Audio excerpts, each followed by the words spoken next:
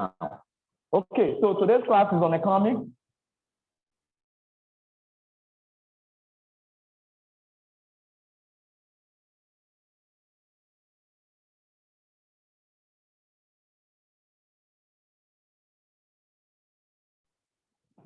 Economics here.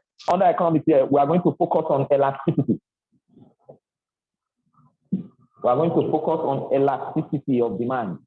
And please, it's important you know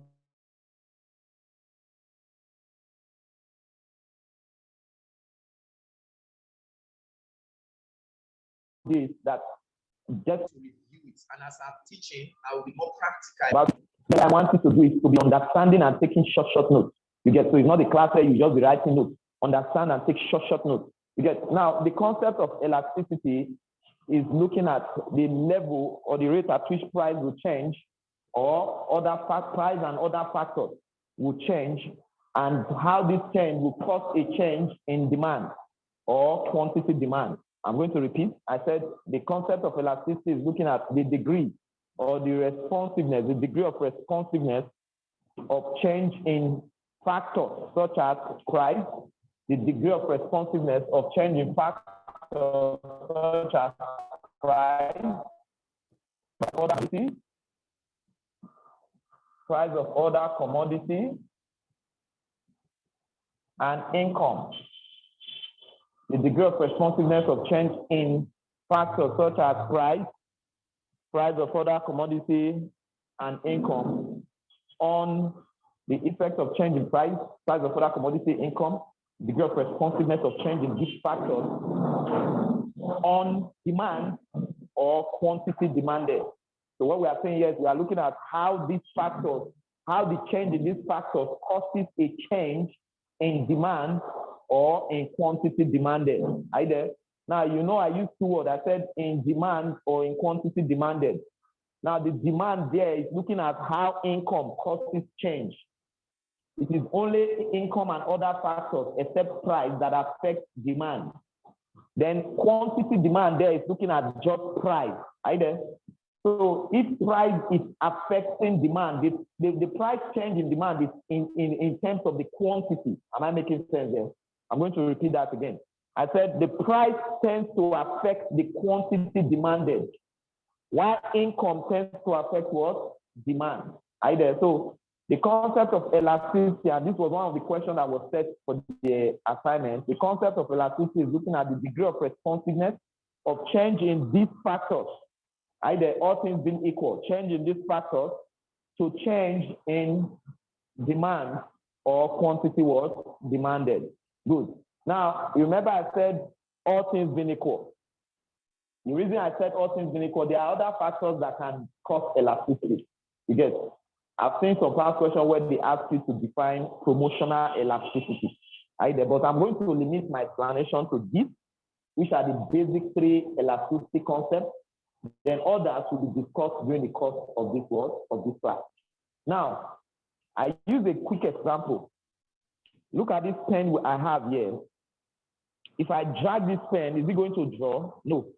Either. But if I have a rubber band and I drag a rubber band, I expect a responsiveness, isn't it? Good, because it's a rubber band. Now, the concept of elasticity is built on that rubber band. Either the extent at which I will drag the rubber band and how it will respond. Either. So that dragging there is how these factors, the strength that this factor pulls on the rubber band. Then that rubber band there, the rubber band itself is the demand or quantity was demanded. Now we are going to study each of these factors either before we call it a day for elasticity, which is the first one. We'll start with price elasticity. We'll start with price elasticity. Price elasticity. And as we study them, we are going to study the application. Now, I learned your exam at the OBJ. Are you there? Your exam at the OBJ. Please, it is an OBJ exam. Everything I'm saying in this class today, make sure you listen to them.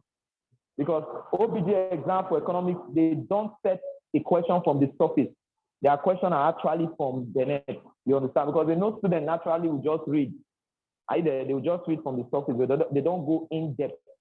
You get, so we are going to try to go inside and bring everything out for this class. Now, the first one there is price elasticity. Price elasticity.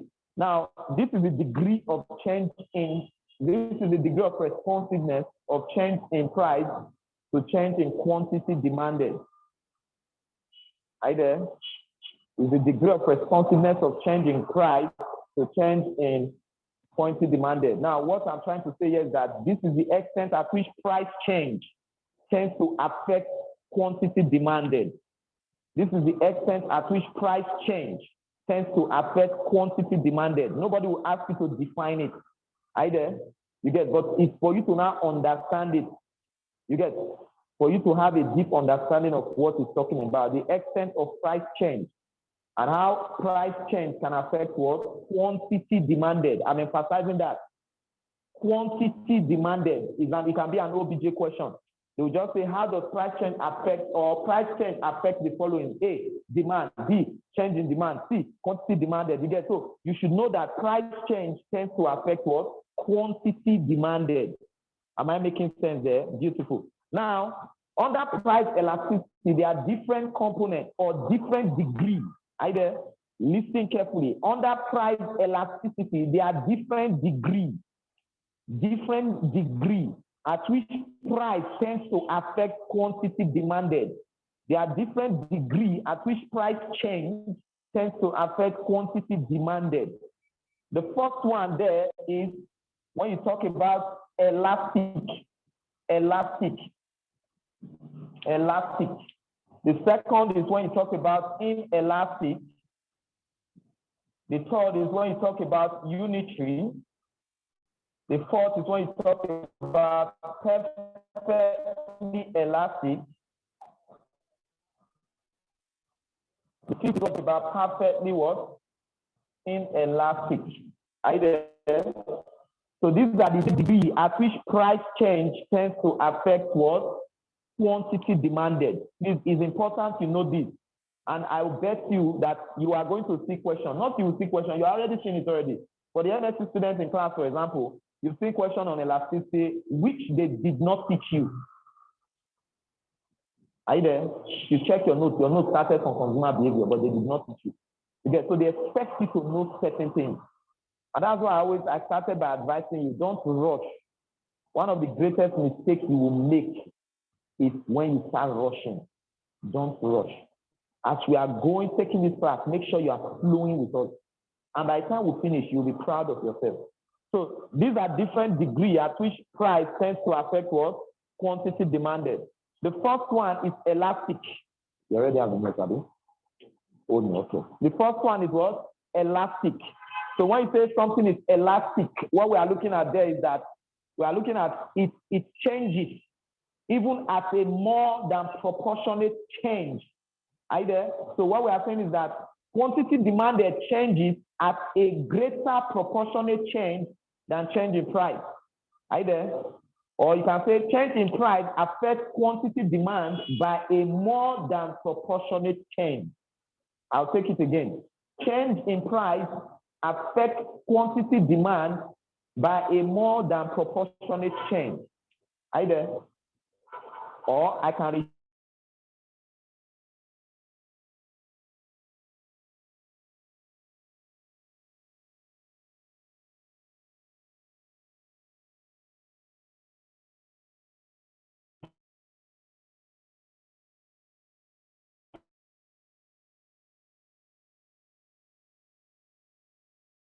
phrase it to say. I can phrase the call coming in. I can rephrase it. Either quantity demand more than proportionate increase or by more than proportionate change. Either by more than proportionate change. So how do I mean? I can graph this here, which I want you to take note. I can graph it here, and understanding the graph is another point of note. They have already concluded that your exam is going to be OBJ for economics. Are you there? And what you need to read are everything I'm going to teach. Are you there? That's what you need to focus on. So I'm going to be telling you how the questions will be coming as we teach. These are areas they can test you. Now they can graph something on the board. Are you there? They will tell you that the graph above shows dash price elasticity. So you should understand not just the meaning of elastic, but also the graph, how to graph it. You get? So how do we mean graphing it? Don't forget, I said a price change will cause a more than proportionate to change in quantity demanded. So if we have price of, say, for example, 5 naira, either between year and year, 5 naira. Now look at this. Price increased from 5 naira to 10 naira. To 10 naira. Let's say when price was 5 naira, quantity demanded was 20. When it was 10 naira, it becomes 5. Now see, look up. If you look at this decrease here, you see that this decrease is a bit larger than this what? Than this increase. Either. So how do we know when something is elastic? There is a more than proportionate change in quantity demanded as a result of increase in what? In price. You get? So you don't just draw any graph. Your graph must follow certain what? Rules. And another thing they can use to test you again is they will give you, you need to understand the coefficient, which is greater than what? Which is greater than 1. Now, I want to chip in something which I want you to know. See, writing this coefficient like this is not yet complete. So I need to put what they call an absolute sign. Either the essence of this absolute sign, it will help us to cancel off all negatives. Either listen carefully, because I said your exam might be OBJ for economics. The essence of this absolute sign is to help us to delete all the negative, because naturally, based on the law of demand, the coefficient of elasticity of price is always negative. Hello. Listen carefully. Based on the law of demand that says that the higher the price, and the lower the what? Quantity demanded, naturally there will be a negative sign when you are looking at price elasticity. Hello, these are deep things. I want you to understand certain things here. Naturally, there must be a negative sign. There must naturally be a negative sign. So for us to remove that negative sign, because we cannot conclude based on negative sign. For us to remove it, that's the essence of this absolute sign. That's the essence of this absolute sign. So with this absolute sign, it removes all negative signs. As such, we can be able to now conclude by the time we finish solving anything about what? Elasticity. So that's the first one. Quickly, let's go to the second one, which is inelastic. But before we go to inelastic, I need to explain some application of when you say something is elastic. So please listen carefully. Now, if a product is elastic, and I'm asking a general question now, if a product is elastic, one, how can a firm maximize its revenue? Do you advise them to increase price or reduce price? I'll take the question again, and I want to listen carefully. If a product is elastic, how can a firm maximize its revenue?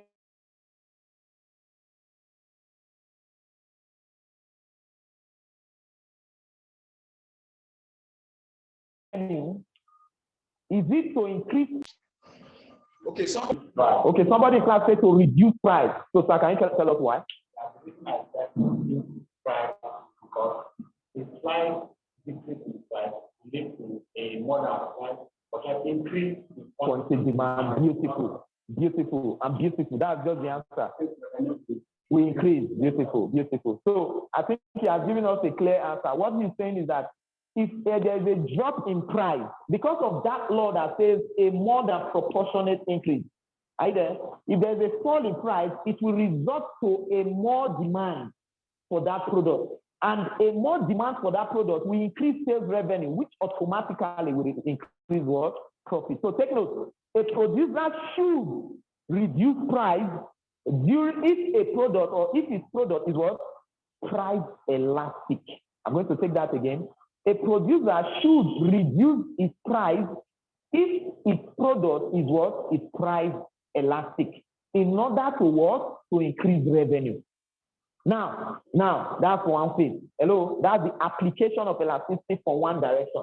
Now let's take it again from another direction, the application. Let's look at a situation of government. I hope everybody is listening. Somebody in class here has answered that question, so I believe somebody from the online class should answer this question. Now, let's take a scenario.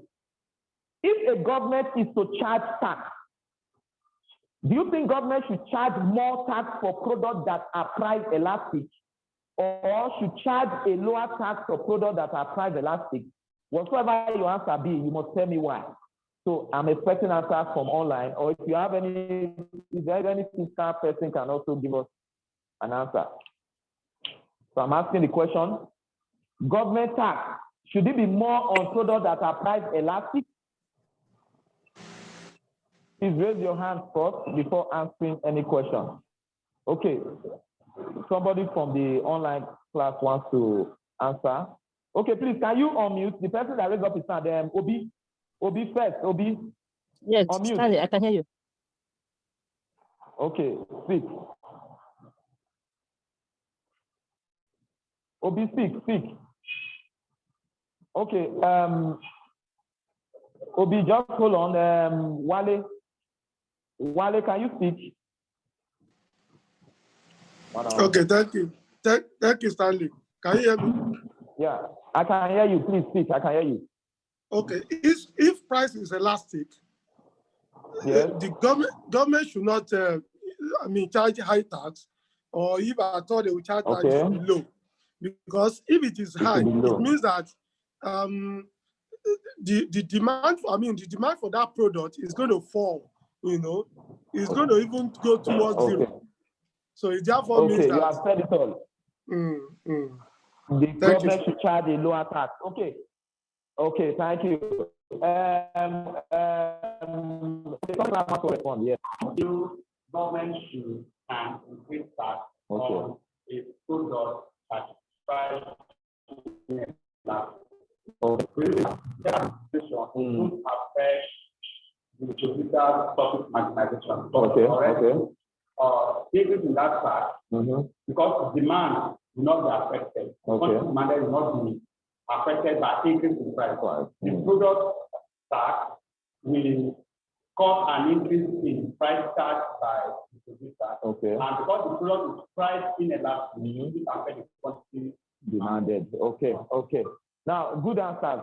Now, for us, in order to accommodate those that are just coming to the class, what we are trying to answer now is the application of elasticity, price elasticity. Now, the question was, should government charge a higher tax on products that are price elastic or a lower tax? And price elastic here is talking about if there's a slight increase in price, or if there's an increase in price, it will cause a low demand. So if government charge more tax on products that are elastic, automatically it will do what? It will increase the price of that product. And when it increases the price of that product, what happens at the end? It will drop the demand. And when it drops demand, what happens to profit for the firm? It becomes lower. You understand? So government should charge lower tax for products that are what? Price elastic. Are you there? Now, see, practically, look up, practically, before government decides to tax a product, are you there? They must first of all confirm the price elasticity of that product. Are you there? So if the product is having a price elastic, the advice that the management or government, any government personnel will do is, okay, let's charge a lower price tax on this particular product. Okay, for those that are raising up behind, just hold on, please, we'll respond a bit, but let's take it a bit faster. Now let's go to inelastic. But before we go to inelastic, let me show this question again. Okay, if government should charge lower tax on products that are elastic, what do you think government should give to products that are elastic? Is it subsidies, or should they even eradicate them out of business? So the best thing government should do to products that are price elastic is that they should give them what? Subsidies. With subsidies, this business can now therefore charge a lower price, which would then increase what? It will increase profit. Okay. Sorry, I think some people said they have been on the wrong link. Okay. Chioma uncle, he sent a wrong link to the MSc students. Okay, for those that have been on the wrong link, please, we are sorry, we've not gone far. We just started the class, and we hope we'll share this video with you guys. Okay, so quick one. Like I said, let's move to inelastic. So when you say a product is inelastic, what do we mean? Either a product is inelastic if an increase in price causes a lower or less than proportionate decrease in quantity demanded. Simple. A product is inelastic if an increase in price causes a less than proportionate decrease in quantity demanded. A product is price inelastic if an increase in price causes a less than proportionate decrease in quantity what? In quantity demanded.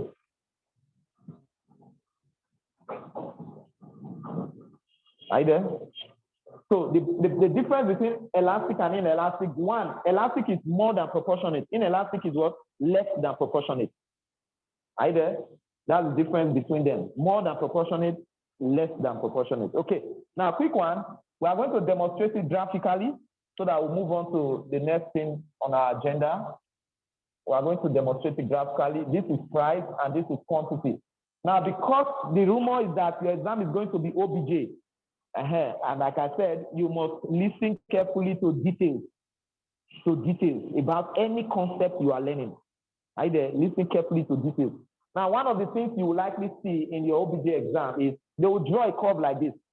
Either they will draw a curve like this.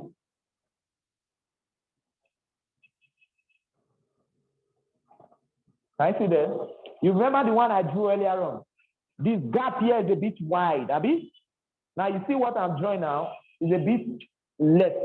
Now what does this curve imply? If price was 5 naira, quantity what I mean? Price from 5 naira increased to 10 naira, from 20 naira, from 20 quantity sold or purchased, reduced to like 18.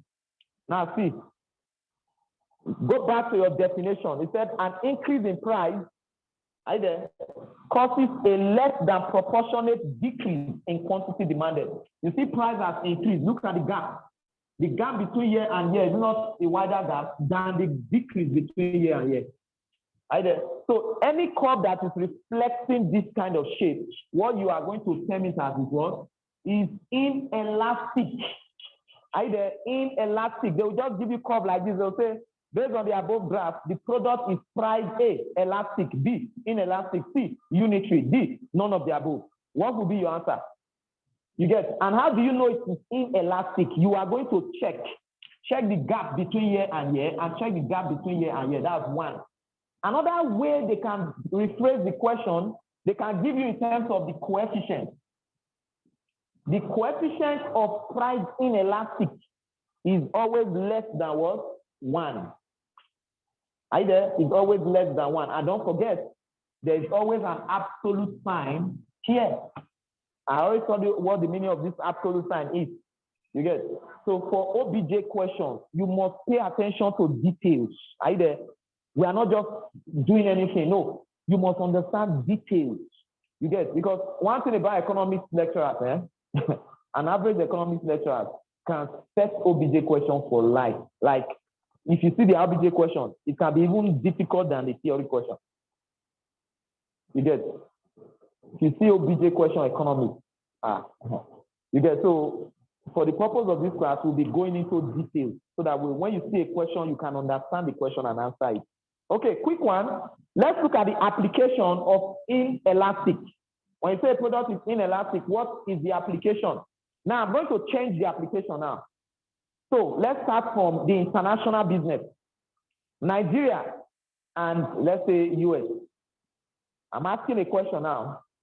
Do you think Nigeria should import product that is priced inelastic and export product that is priced elastic? If yes, reason. I repeat, looking at Nigeria and US, do you think Nigeria should export product that is elastic and import product that is inelastic? Is a general question to everybody. Yes, okay, sir. I think Nigeria should. Please, I guess you can listen, you can hear the person speaking now. I think Nigeria should export products that is priced inelastic. Okay, because if Nigeria does that, there will be more revenue to the end than when we import products that is price elastic. Okay, okay. That's the thing. Than when we export product that is price elastic. Exactly. You get okay. Now let me. I think he has actually answered. He has actually said the answer to the question. Now, two things. Nigeria should export product that is price inelastic. The reason is this. If Nigeria now, okay, my product is price inelastic, let me increase the price. People abroad will still buy that product. Hello, am I making sense? And as such, what will happen to Nigeria's tax revenue? It will do what? It will increase. Also, Nigeria should import only product that is price elastic. Why? Because they can choose not to buy the product. Or if peradventure the firm that sells the product decides to increase the price, what do? They stop buying. You get it? So any country that wants to export or go into international trade must ensure that the product that they are exporting is a product that has a what? A price inelastic characteristics, such that at any point in time they can increase the price, the demand of that product will still remain the same. Are you there? And they should only import product that is what? Price elastic. Are you there? Please take notes. Those are some of the applications. Another application about inelastic again is this. They can ask you, do you think government should charge more tax on product that is priced inelastic? Yes or no? I need somebody online. Yes or no? Raise your hand if you are. Okay, somebody said yes. Cecilia, I said yes. Cecilia, why? You said yes. You didn't say why. So Wale. So Wale, talk.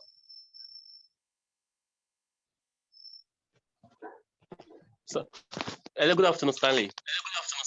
Good afternoon. Yeah, so the government should charge more tax on the product that is pricing elastic.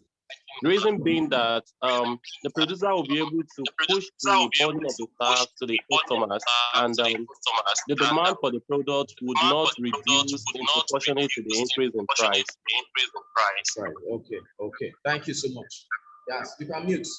So for what Wale just said now, mute. Everybody should just mute. I think we have a good idea of the answer. So for what Wale just said, that government should charge more tax on products that are price inelastic. So despite the charging tax, it will not affect what demand. Demand for the product will still be there. So what it means is that government can generate more revenue from products that are what? Price inelastic. You get it?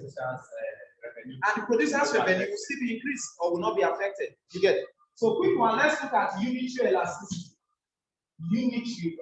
So anything you must read and understand, you must read and understand in details, because of the fact that we are hearing that your exams will what? OBJ. You understand? Okay. Now unitary elastic. So when you say a product is unitary elastic, what do we mean? This is a situation, or this is a degree of responsiveness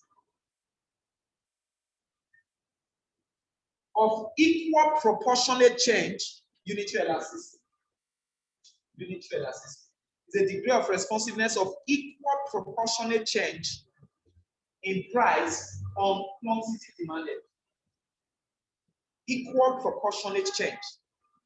So what we are saying here is that if price increased by 50%, quantity demanded will reduce by what? 50%. So the change there is equal proportionate. So how do you know? And let's see it again from the graph. I already told you the secret behind this curve. So let's check. Is this graph the same with this? Let's check please. Everybody, you must make sure your graph is the same.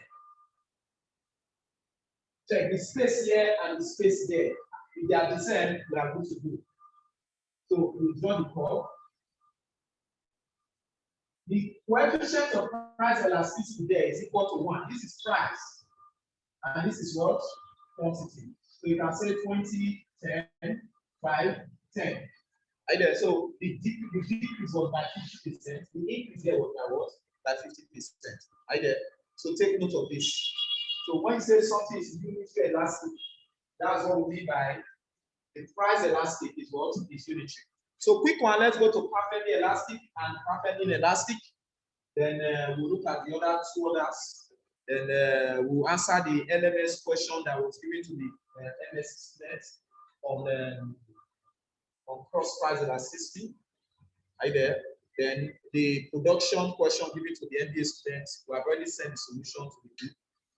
So maybe when we are not doing a comprehensive class of production theory, we can just review it. Then we'll move to corporate finance for today. Okay. So quick one. So somebody will say, what's the application for unitary elasticity? So whichever way, all this explanation I've been giving to you so far can also fall on unitary what? Elasticity. But in this case, there's always an equal proportionate change in price on quantity what? Demanded. Now let's look at perfectly elastic. Perfectly elastic. Now this is an extreme case. Perfectly elastic is an extreme case. In this case, a slight change in price can adversely affect quantity demanded. It's an extreme case. Either a slight change in price can adversely affect what? Quantity demanded. Are we together? So if quantity demand, if price by mistake changed by just 1 naira, your price is 20 naira, and you now change it to 21 naira. In short, you might even get, nobody might even come to buy the products from you anymore. Either. And the reason is because there is competition in that market. Lots of people are actually selling the same goods. Either. So if they are not coming to your shop to buy because of your price change, they will go to the next shop to what? To buy. So how do we demonstrate this call? How do we demonstrate this call? Price, quantity. So this is the demand call. Either this is demand call for price perfectly what? Elastic. And the coefficient here is infinitely elastic. It's take note of the coefficients. It's infinitely elastic. Are you there? Take note of it. Now, please, another thing I want you to know here is this. This particular call is only applicable to a market that is perfectly competitive. Take note of that. This particular call is applicable to a market that is what? That is perfectly competitive. Are you there? So when you say it's a market that's perfectly competitive, we are looking at a situation whereby there are different buyers, the same commodity are being sold in the same market. If you go to Oshodi, for example, you go to a particular line, you see that all they sell in that line is what? Is one particular thing. And if you go to the first shop to price, you leave that shop and go to the next shop, the same price that this guy tells you, that's the same price. Nobody will charge a lesser price. Am I making sense there? Now, some people might say, okay, let's charge a lesser price because you are my favorite customer. You understand? That is on the different notes. But nobody will charge a lesser price. And if anyone charges a higher price, what happens to the demand of that person? He sells nothing. Yeah, so this particular demand call is a demand call for a perfectly competitive firm. Am I making sense there? Then lastly, we'll go to the perfectly inelastic. Perfectly inelastic demand call. Perfectly inelastic. Now, in this case, any change in price, even though price moved from 10 naira to 500 naira, it will not cause any change in quantity demanded. So the prayer that every organization is praying today is that their products should be perfectly inelastic. Hello. So how then can you classify Dove Consult products or price? My prayer is that our products should be perfectly inelastic so that when we are charging, when we increase the price, nobody will now be calling to say once you understand. So you can actually build your product to that extent. You get, there's a product that the value of the products, the way you step up your value and building some other things into your product, it will take that product to that extent. So to graph this is the graph. And the coefficient of elasticity is equals to what? Is equals to 0. So take note, this is the graph. And the coefficient of elasticity here is equal to what? Is equal to 0. Yes. Okay.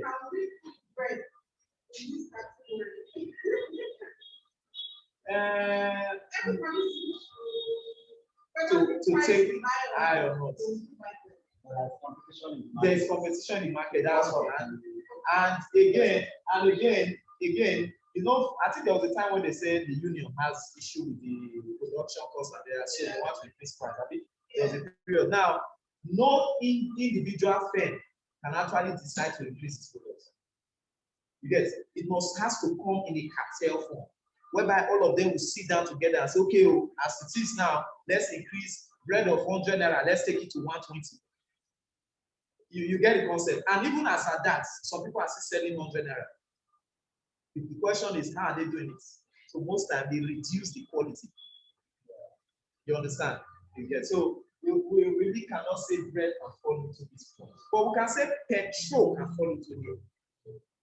Petrol. Because they are planning to sell petrol for 180 to 200 naira now. Are you there? So if they decide to increase it, would that because of that say you will not put on check? Or because of that you say you will not put a charge or you will not enter taxi?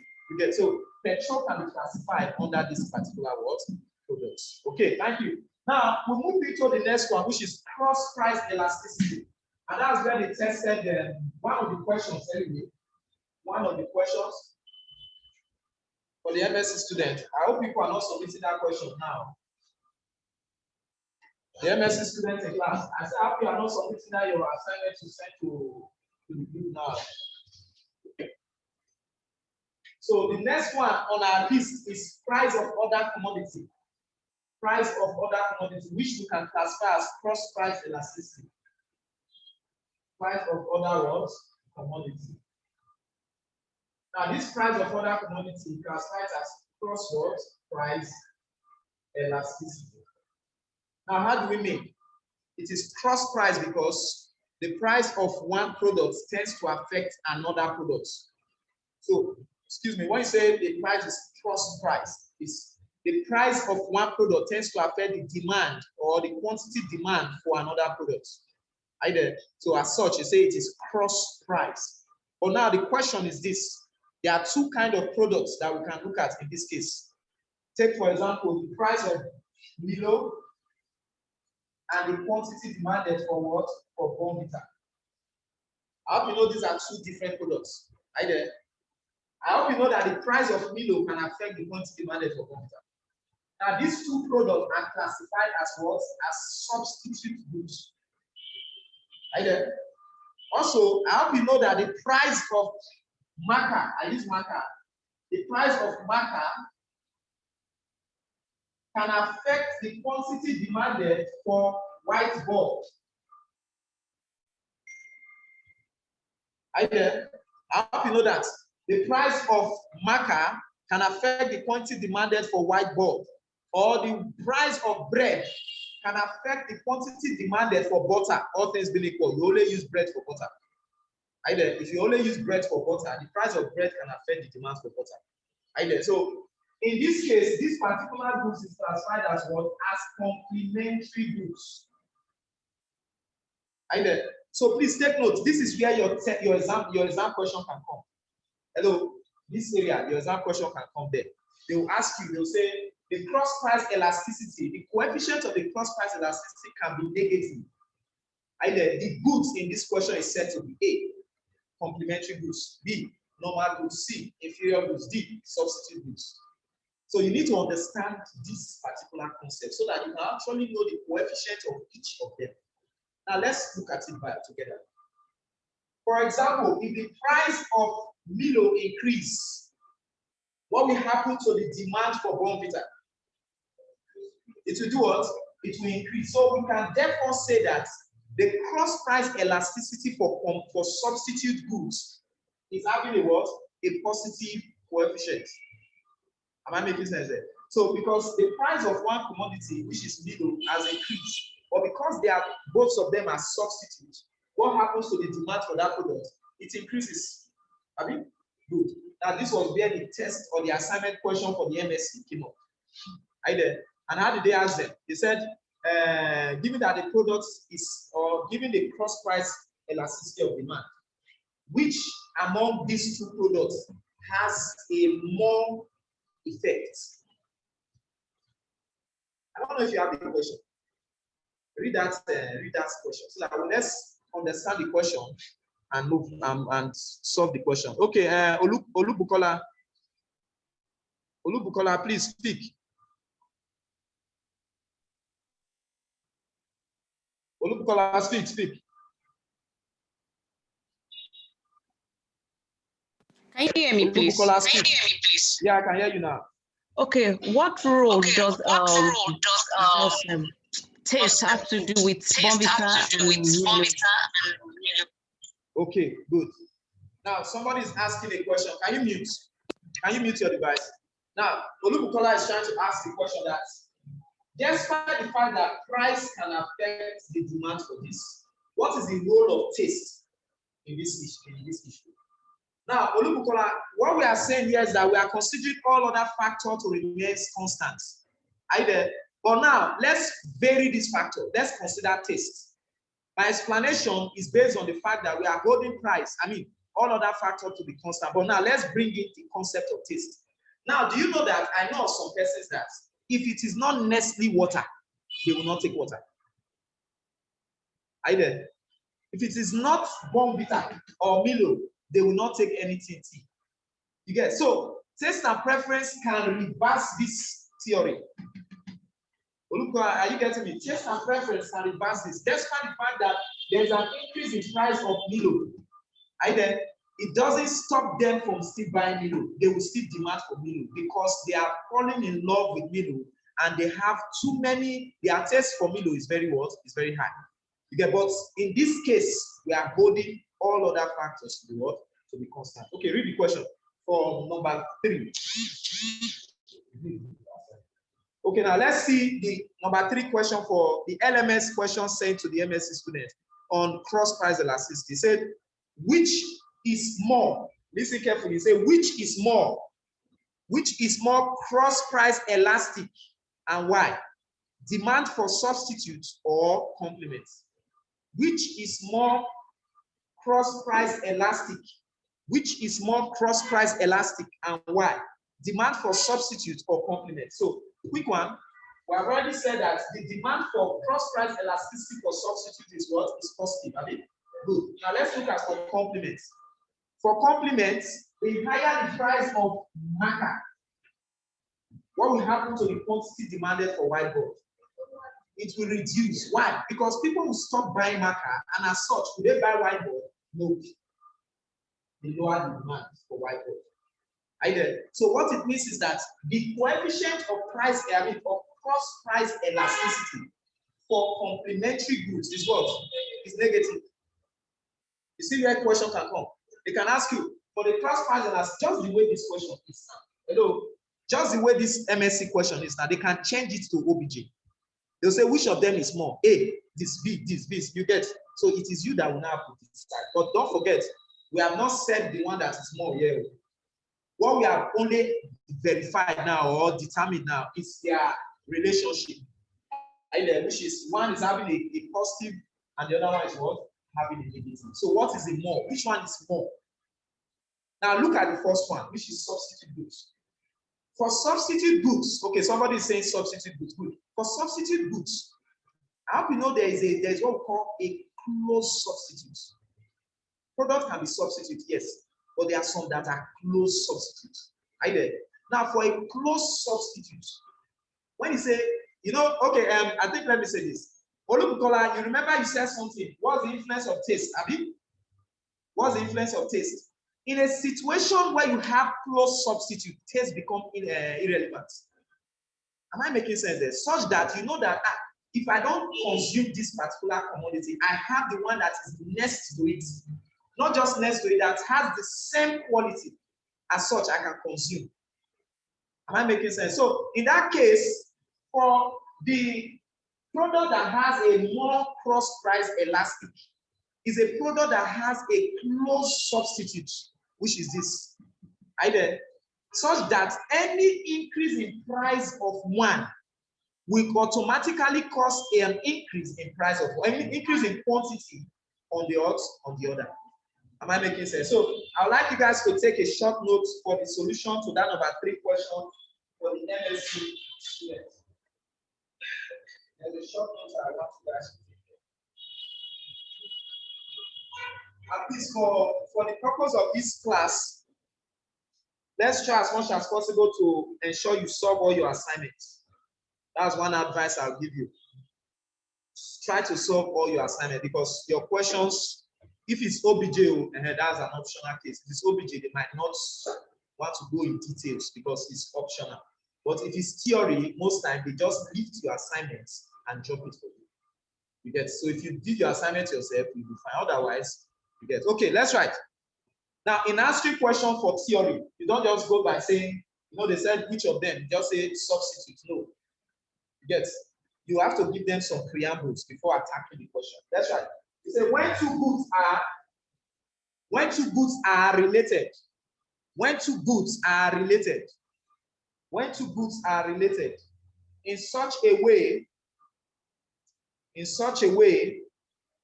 when two goods are related in such a way that a change in the price, when two goods are related in such a way that a change in the price of one, in such a way that a change in the price of one affects the demand for the other. Affects the demand for the other. The effect of the price of one product,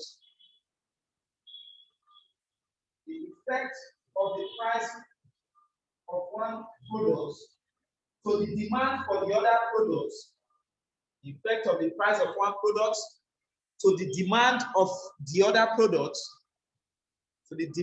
other product, is measured using the cross-price elasticity of demand. Is measured using the cross-price elasticity of demand. Full stop.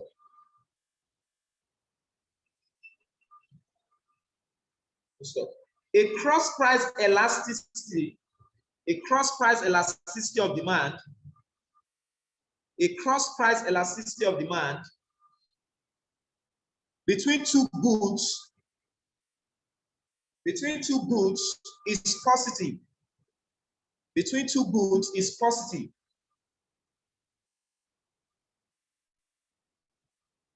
Then the goods are substitutes.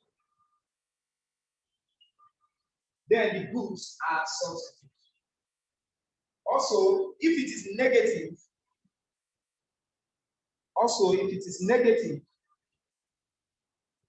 it means the goods are complementary or complements. So, however, means the goods are complements. However, a cross-price elasticity is more. However, a cross-price elasticity is more if the goods are close substitutes.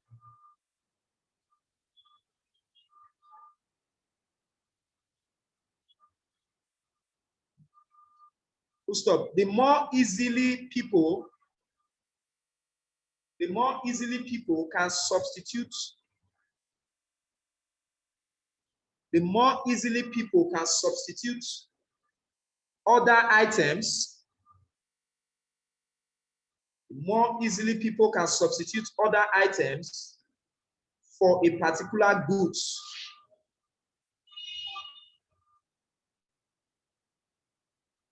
The larger the price elasticity of demand for that goods. So the more easily people can substitute for other goods, the larger the price elasticity for that goods. So when they say which one is more, the more there is the one that is more that you can easily substitute for. Which is for what? For the substitute there. Okay, So quick one, let's proceed to the last phase of this segment of elasticity, which is income elasticity. We'll do some past questions for MBA, and then we move to other things, so to speak. Income elasticity. Now, for the word income elasticity, please take note. Income elasticity measures the degree of responsiveness,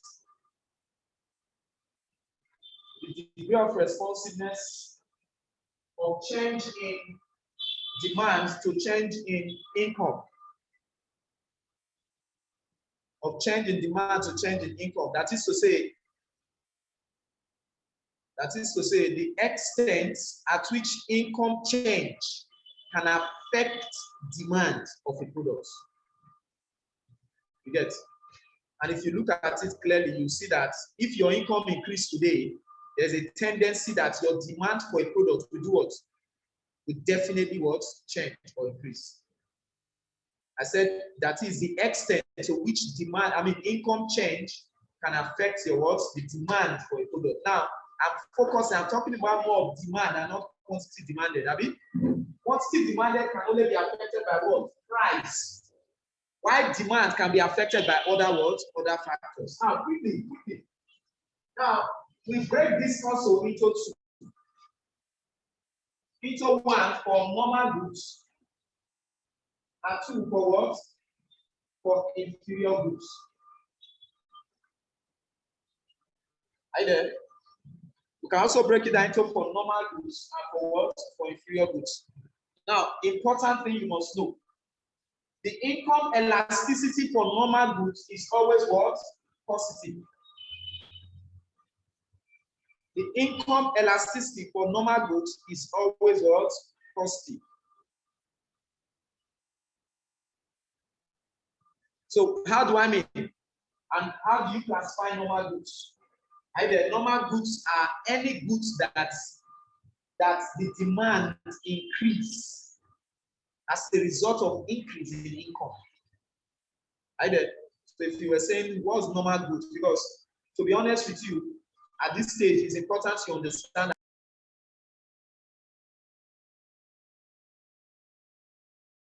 that any that the demand increase as a result of increase in what? In income. Am I making sense there? So if they ask you, how do you define or how do you see a normal goods? Please, the only way you can define normal goods are goods that has an increase in demand as a result of increase in income. That's one. Listen, that's one. Another way you can define normal goods are goods that has an inverse relationship with price. Hello. As stated in the law, the higher the price, the lower the quantity demanded for what? For a normal goods. With quantity, with price and with price. I said a normal goods are any other goods or any goods that has an inverse relationship with price. You get it? So if the price of a particular commodity is high and the demand for that goods is low, that particular goods is called a normal goods. But also, if the price of a commodity is high and the demand for that commodity is high, what would you classify that goods? It's not a normal goods. Again, it's not a normal goods. It can be called an ostentatious goods. Yes, or a luxury goods. So goods that when you increase the price, people are still buying more. Either. Now, what about an inferior goods? Either you cannot really use price. Hello, please take notes. Take notes. And these are things that you say in your OBJ. You cannot use price to define an inferior goods. Hello, please listen. I want to say something. I want everybody to listen.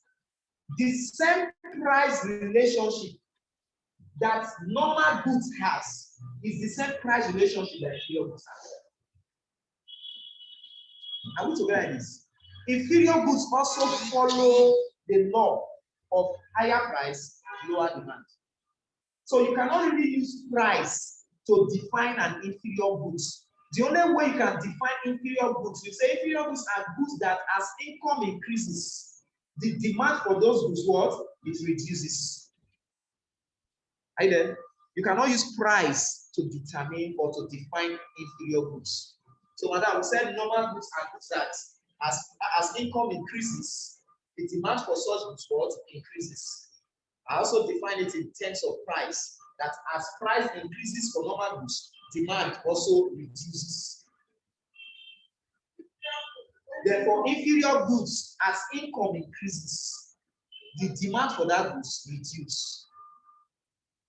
But as price increase, as price for inferior goods increase, demand for inferior goods what?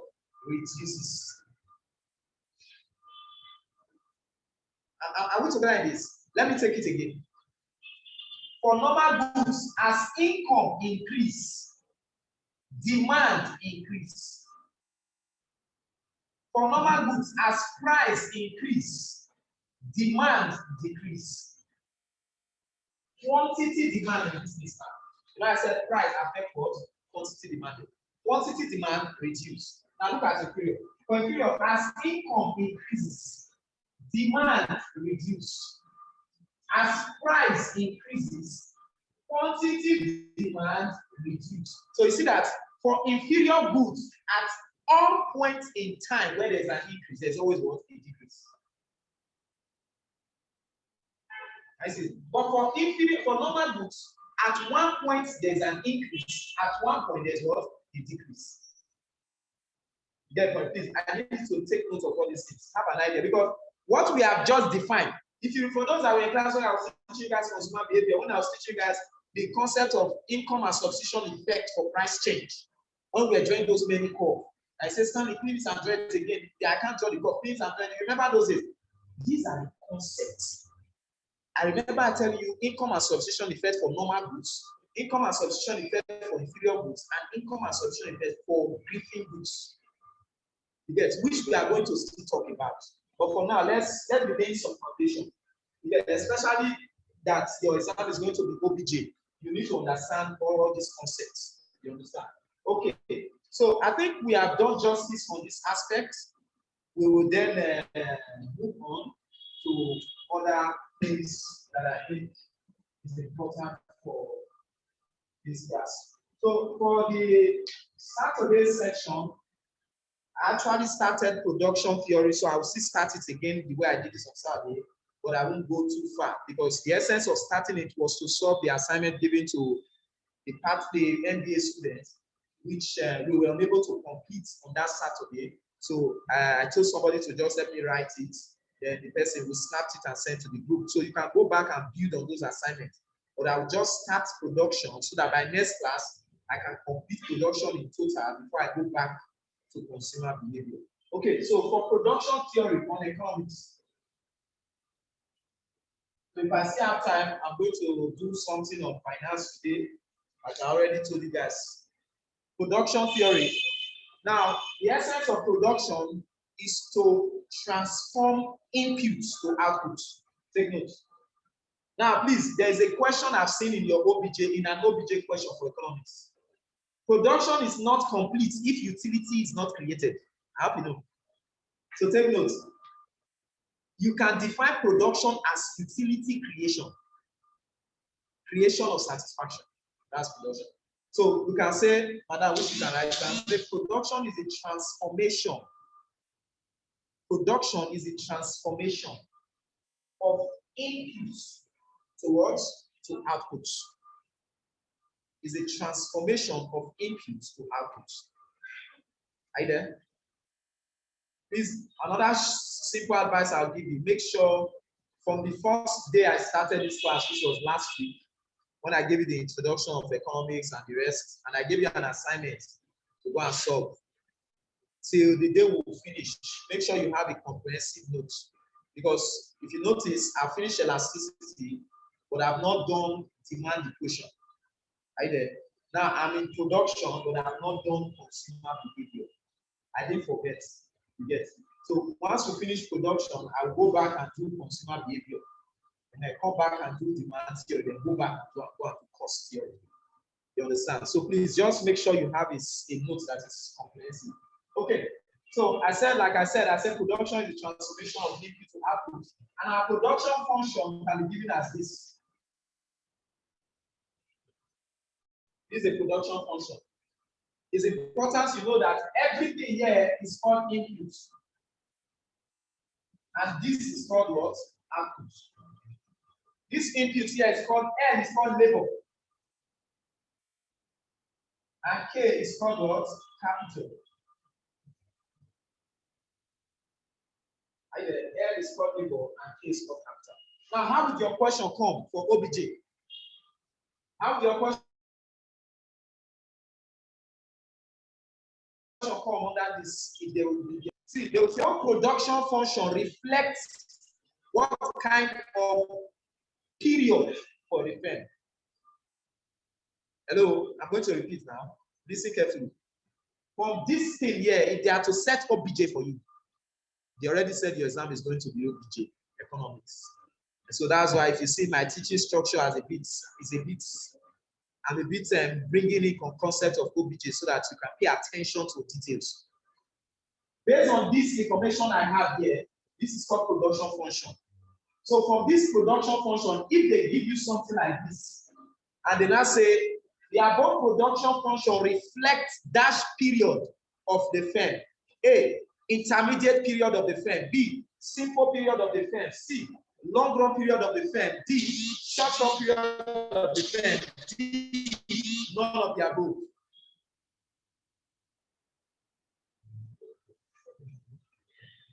The people in class are just laughing. The people online, are you laughing? Okay, let me ask again. The above production function reflects the time period of the firm. Good. Somebody has answered the question in class. In short, the people here, I want two persons has answered. Let me repeat it. The above equation reflects the time period of the firm. A, intermediate period. B, simple period. D, short run period. D, long run period. And E, none of the above. So let's think. Simple period. Simple period here because the extension is simple. None of the above. Good. This is a short run. Good. I like that question. One thing about academics, if you don't know, ask why, so that when the person now tell you, you will now know better. Now, somebody is asking, how did I know it's a short run? Now, because of this concept of bar, this concept of bar shows that capital is fixed. And in the short run, capital is fixed and labor is what? Is allowed to vary. See, the short run period of a firm is that period whereby fixed cost is constant, is fixed. And how can this be reflected in their function? Is by putting this bar here. Am I making sense here? Is by putting this bar here. So in a situation where this bar is there, and they say, what kind of time period is the firm working on? The firm is working on the what? On a short run period, and labor is variable, is varying. Labor varies in the short run, while capital is fixed in the short run. Take note, labor varies in the short run, while capital is fixed in the short run. But I want to ask a question. Okay, somebody wants to ask a question. Olubukola, after Olubukola, the next person will ask this question. Okay, Olubukola, speak. Okay, my question is, in real life, there is variable cost and there's fixed cost. Let's assume that there is land. So land is held constant in the short run. So capital is now held constant. That means two factors are held constant, not one. Am I mistaken?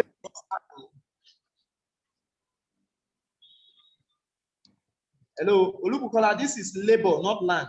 I know. I'm just trying to look at it in reality. You know, there's a fixed constant and capital is held constant. Like in real life, there are variable costs. They are fixed costs. Okay, like land is a fixed cost. Is a fixed cost. Okay, now now the economy says that the capital is also fixed in the short run. That means the other fixed cost, the normal fixed cost is also fixed. Yeah, very nice question. Very nice. Okay, lower your hand. Let me answer you quickly before I take the next person. Now, all fixed costs are classified as capital. Look, did you get what I just said? All fixed costs, which is your normal machine, land, anything you classified as fixed costs are classified under capital. You remember when we were in your secondary school? Look, I hope you went to that secondary school, that one I knew you went to. They taught us in economics, they said, factors of production are land, labor, entrepreneur, and capital. But now in advanced economics, they now have to remove entrepreneur and land, labor, entrepreneur and land. And they left only labor and capital. Now, entrepreneur and land is classified under capital. Entrepreneur is classified under labor. Because entrepreneur is an individual. So they classify them under labor.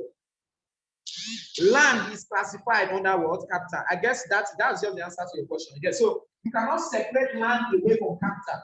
Land is fixed, capital is fixed. Either in the short run. Okay. So okay, I thought anybody was also asking the question. You are welcome. Okay. Now, another thing they might test you here. That's the question I want to ask you. Another thing they must test you. Hello. So long as they taught you this, they will test you what I want to say now.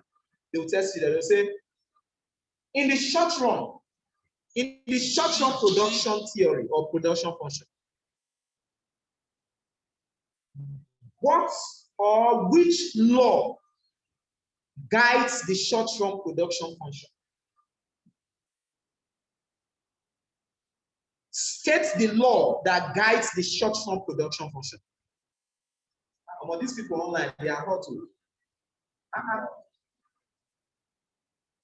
Okay. It's like the people I'm teaching online are the actual people that I taught, that we are answering my question online. The people in the physical class now, let me assume they are new students.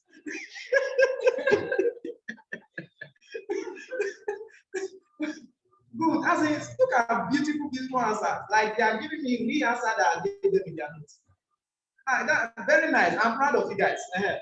Now, it is called the law of variable proportion or the law of diminishing return. Take note of that. You are going to see it in your exam. The law that guides the short-run production theory or function is called the law of variable proportion or the law of diminishing return. It's called the law of variable proportion or the law of diminishing return. Okay. Okay.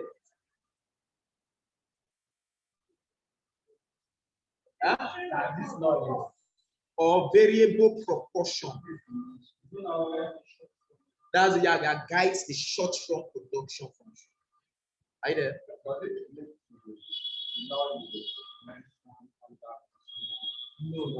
No, that is law of diminishing marginal utility. Okay, now see, this is the next question now. This is the next question. Okay, Olafusi, can you speak quickly? Yes, please come again. You said something about law of diminishing marginal return. Louder, yeah? Please come again. You said something about law of diminishing marginal return. Okay, I said the law that guides the short-run production function. Can you mute? The law that guides the short-run production function is the law of diminishing return or the law of variable proportion. We are going to dwell more on this in my next class on economics. Right there. So I'm rounding up here. Now, lastly, they can give you this production function. They will say this production function, please lower your hand, Olafuse. This production function describe dash period of the firm. A, long run. B, short run. D, intermediate. C, none of the above. Now the bias, Check it for me. the bias. This is my class student. Now you see that you have to check it well. You see that this is no longer, there's no longer a bar there. This is our BJ question. Thank you. So this is now called a long-run production function where all factors of production are variable. Are you there? So take note. It's called a long-run production function where all factors of production are variable. So the variability there is that because of the tendency of expansion. Okay, finish writing. Where all factors of production are variable.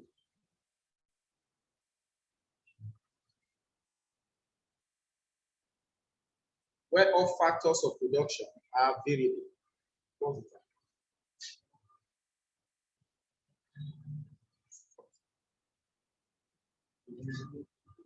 So in this case, now what we are saying is that the reason, I think that's one thing I want you to understand, please. It's not just to write, but to understand every details in economics.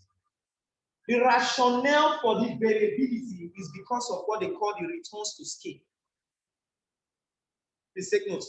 The reason why these factors of production are called variable in the long run is because of the concept of what? Of returns to scale. The rationale for this variability of all factors of production in the long run is because of the concept of what? Returns to scale. Are variable in the long run.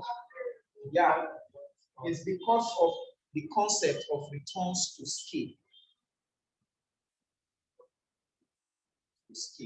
So when you say returns to scale, you know what it means? It means you are trying to expand your capacity or your production plant from one place to another. In a year, you can expand like 3 times. Right? So during the course of expansion, those costs that should be periodic costs are now variable costs in the short run. Listen before you write. I said the reason why it is variable is because of because of the concept of what? Returns to scale. The returns to scale there is the expansion that a firm engaged as a result of trying to expand their capacity from one location to another. Either from one location to another. So imagine Dope Consult is in Benin, is in Lagos State. I want to expand to Benin, to Abuja, and so you get it. So what will be incurring in a year? We will incur cost of what? Location. Either we incur cost of what? There are some costs that normally should be period cost for us, but because of the fact that we are expanding, that cost becomes a variable cost. Am I making sense there? So imagine Dangote company is located in Abuja. He wants to set another plant in Lagos. He wants to set another plant in Ibadan. He wants to set another. So that cost of buying land, he can spend land cost like 3 times in a year. You get? He can spend cost of building or getting his factory set like 3 times in a year, which should have been just once because he's located in one place. But because he's expanding, then that cost becomes what? Variable and no longer what? Fixed. But now see. This expansion, listen carefully. This expansion of Dangote going to Abuja, Lagos, Ibadan. I hope you know Dangote is also in South Africa. He's also in Ghana and some other African countries. Now, moving into all these African countries, his fixed cost is no longer fixed. It's now what? Variable. Now, by moving, he can have what they call some benefits by expanding. If we are expanding, that expansion can be beneficial or it can even be what? Expensive. So if the expansion becomes beneficial, it is what they now call increasing returns to scale. Am I making sense there? if the expansion is beneficial to the business, it is what they call increasing returns to scale or economics of scale.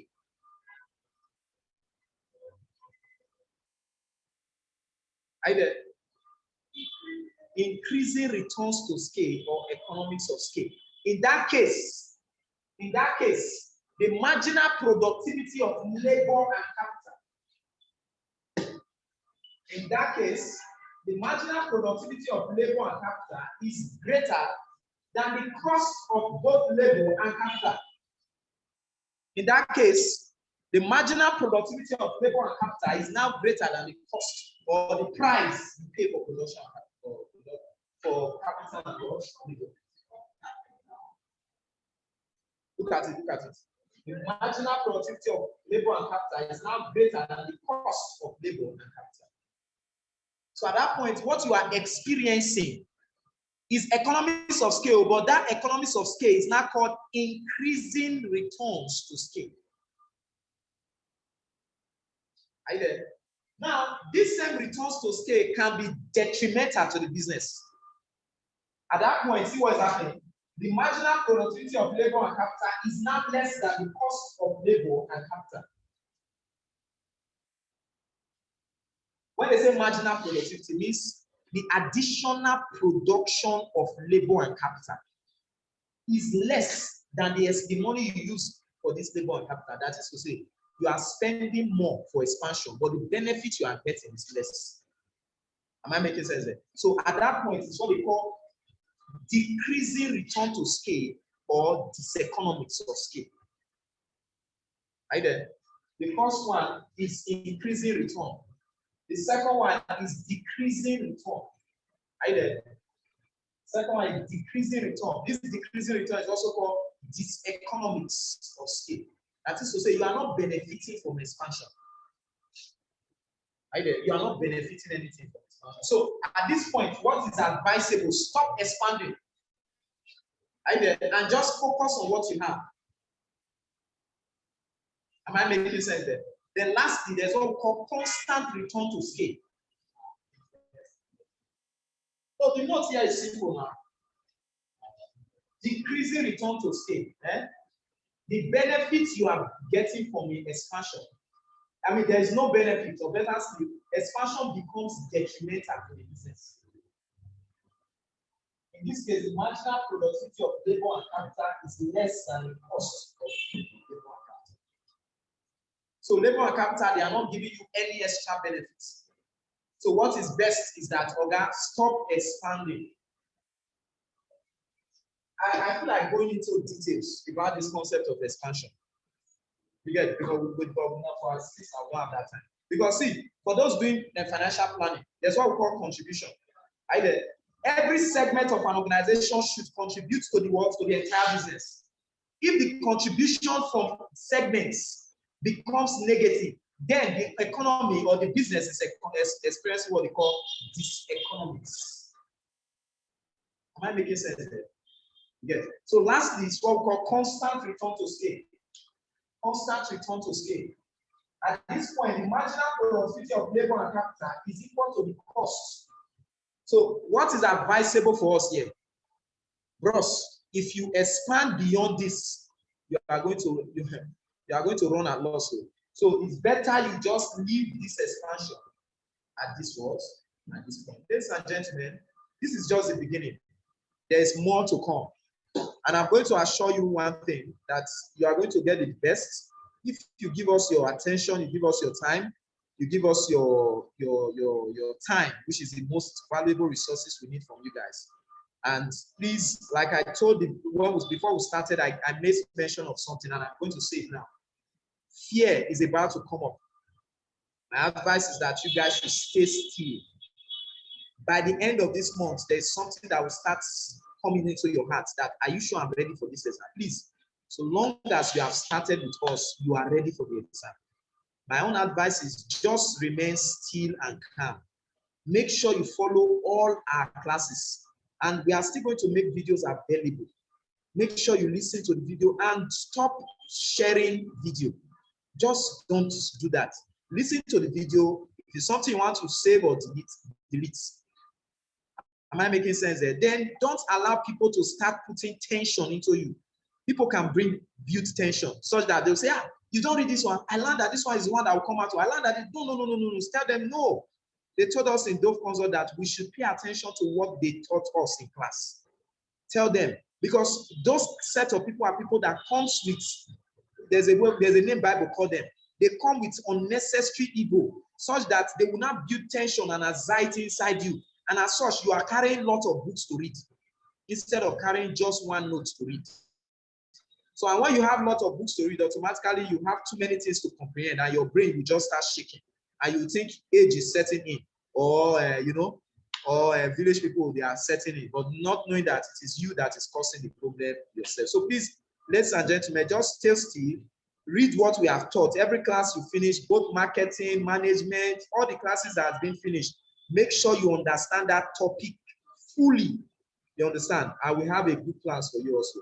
Thank you for listening. And the management lecturer is already here. The financial planning lecturer for the MSc Finance students, they'll be sending you another link. MSc Finance students, they'll be sending you another